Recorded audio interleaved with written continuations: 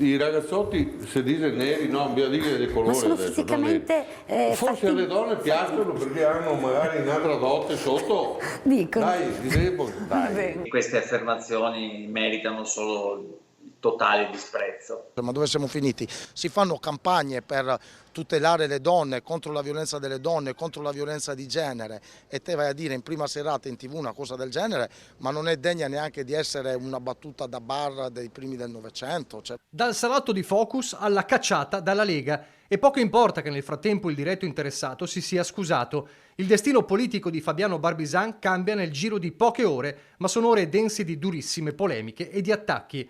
Tanto da spingere il segretario veneto del Carroccio Alberto Stefani a decidere l'espulsione di un leghista di lungo corso come il 69enne consigliere regionale. A Palazzo Ferrofini dal 2015, rieletto nel 2020 con la lista Zaia e poi inserito nel gruppo misto, ma soltanto per ragioni politiche di allargamento della maggioranza.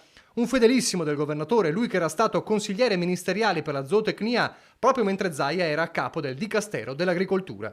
Accade tutto a Focus, martedì sera, tema cardine, terrorismo e immigrazione, e nel dibattito sui migranti Barbisan se ne esce così. I ragazzotti si dice neri, no, bisogna dire di colore. Ma sono adesso, fisicamente forse alle donne piacciono perché hanno magari un'altra dote sotto. Dicono. Dai. Tradotto in termini meno espliciti, le donne sono favorevoli all'integrazione perché attratte sessualmente dagli uomini di colore. Imbarazzo e gelo in studio, reazione immediata del direttore Luigi Bacialli. Barbisan, cioè noi possiamo dire di tutto qui, ma non facciamo riferimenti così pesanti. Sì, no.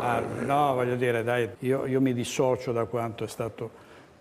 Al di là della battuta, fare riferimenti, diciamo, ai genitali, insomma, sì. lasciamo stare, dai. L'antipasto era arrivato qualche minuto prima, mentre si parlava delle popolazioni dell'Africa ridotte alla fame. Fino a ieri l'Occidente è sempre andato a depredare le ricchezze lasciando il popolo alla fame. Che abbiamo...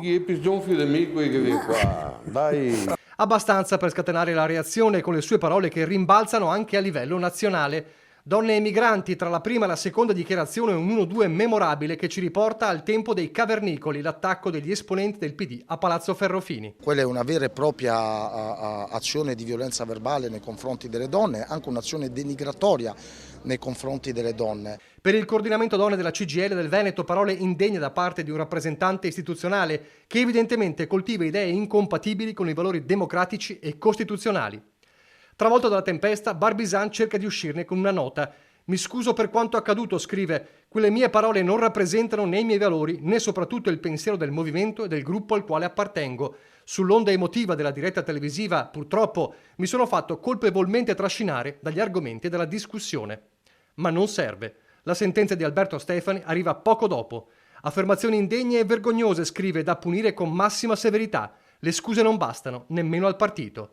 Via dalla Liga Veneta, e non manca chi ora lo vorrebbe anche fuori dal palazzo. E non è una questione di essere politicamente corretti, è una questione di rispetto, è una questione di cultura politica. Non si può stare nelle istituzioni e dire cose di questo genere.